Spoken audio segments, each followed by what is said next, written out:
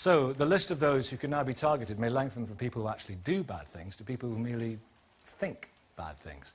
And the government's definition of peddling hatred could be someone else's deeply held religious belief. Is countering extremism compatible with freedom of religion? Douglas Murray, Associate Director of the Henry Jackson Society. Aren't you a key extremist influencer? I've been so critical of Islam. I mean, you're a neocon hate preacher, aren't you? Some of the things you've said.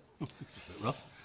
Well, I suppose that some very extreme people might claim that. I'd be surprised if you could hold it up.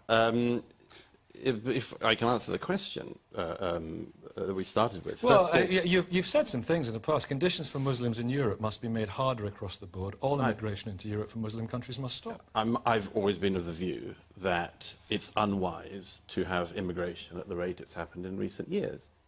And I think it's a very unwise thing to do what Chancellor Merkel has done the last year, to have immigration effectively at such a speed that you can't have an integrated society. That's what we're seeing, I would argue. But if you said the same thing of Jews... If I just finish the point.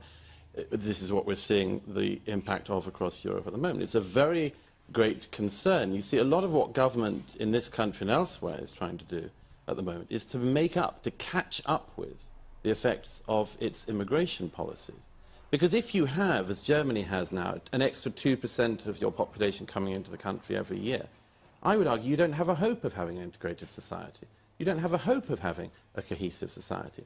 And as for the argument that, as it were, this is something you wouldn't say about any other group and so on, I can assure you that if any other minority group within a society had a constant record of producing a minority within it, but a minority that is significant, of people who, for instance, blow up tubes or buses or fly planes into the Twin Towers, or, as happened 3 years ago today, murder a soldier on the streets of London, decapitate him in broad daylight for being a member of the British Army, I would say that you would say that about any other group. I think you would be deeply concerned about any group in society that had that, even as I say, as it is, a very distinct minority. Let me just remind you of one other fact, if I may, whilst you've got me onto it, which is that a lot of other minorities, I think rightly, are concerned about this.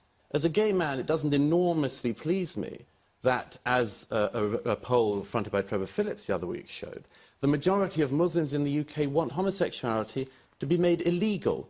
Not on board with gay marriage, not entirely hot with civil partnerships, but want homosexuality to be made illegal. So I think this raises all sorts of questions, and I think they're very legitimate questions to be raised, and in my view, they're not raised often enough. Why do you believe, then, let me take it to you, for the strict enforcement of Sharia, a caliphate is an ideal society, gays are going to hell, adulteress is stoned? Are those extremist values? These are views that are not held or practiced in this country, but people that want to preach this those views are not held in this country. Well, let me just explain that. We've got people preaching a lot of hatred and poison against Muslims. Give me one case, even in Muslim countries, where they practice Sharia law, where they go as a routine, hold on, in routine. Most Muslim countries do not do the death penalty, they do not do the stoning, they do not do all these things. This is most Muslim countries that are supposed to run under Sharia law. Let me... Some do, but they are... It shouldn't be necessary to have to shoot this down, but let me do it.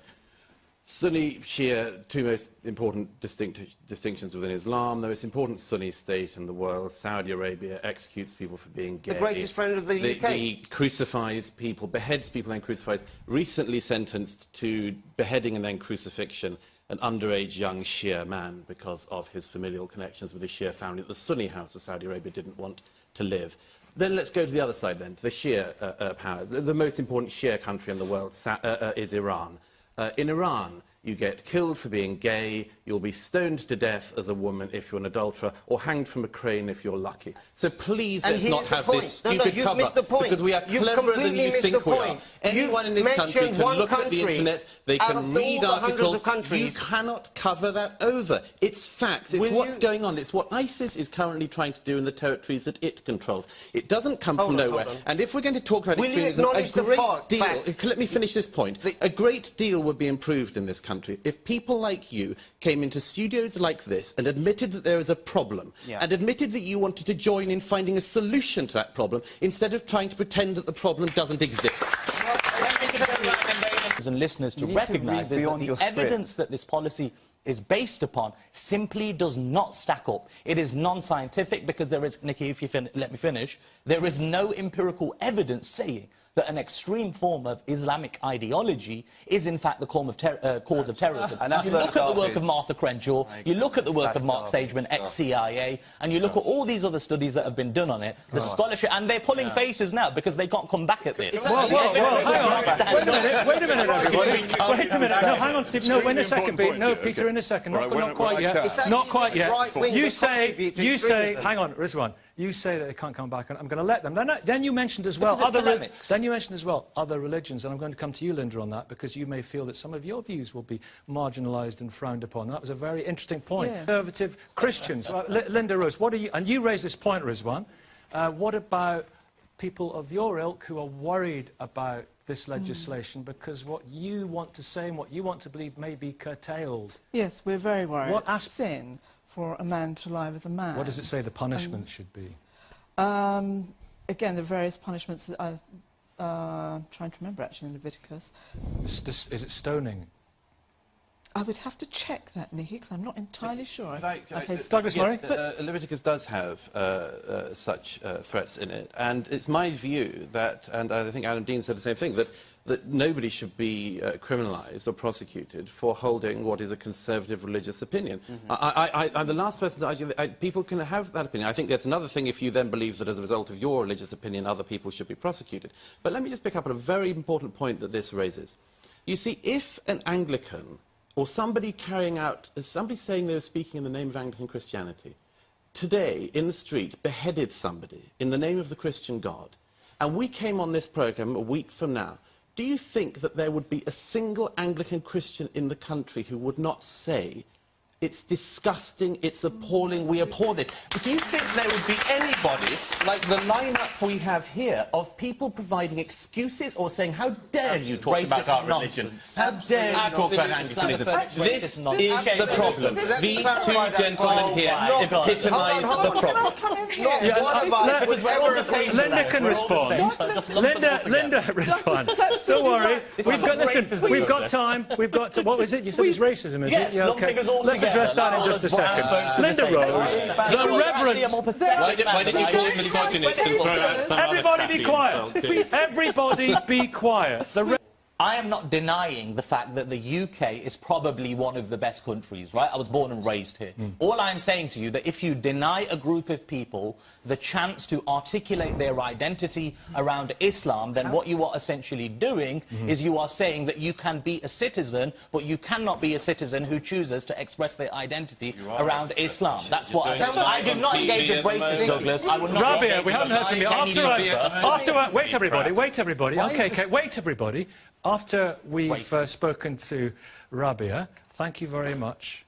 It is important because Peter raised some really excellent points that I think need to be emphasised. And one is that you can keep claiming that ideology and religion is the cause of this issue, but as Peter very articulately just noted, that actually all the cases that we have show that this is a political phenomenon. And in fact, even MI5's internal research on the issue of political violence and terrorism showcases that religion actually acts as a bulwark against terrorism and political violence. So this idea that it's this overzealous, irrational ideology that's driving terrorism is a complete red herring and disingenuous. And the second thing is that policies that are being introduced now by the government in the name of countering political Islamic violence are already being applied to non-Muslim communities, and the police have been surveilling the leaders of the Green Party, Cyan Berry and Caroline Lucas is a member of Parliament. So here we have it. Animal rights people as well. Absolutely, and left-wing dissidents and activists. Douglas Murray, do you want to come back in here? Well, just quickly, because you mentioned the thing of British values.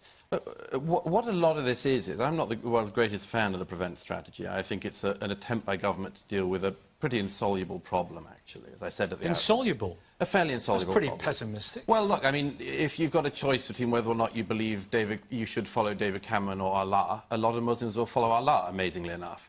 It's because the world is split into good and bad, isn't it? The thing that's... I think even Peter would take the latter, given that choice. So let me just get back. Black and white. So what we You'd follow David Cameron. if you would just allow me to finish one sentence, you might learn something. I don't patronise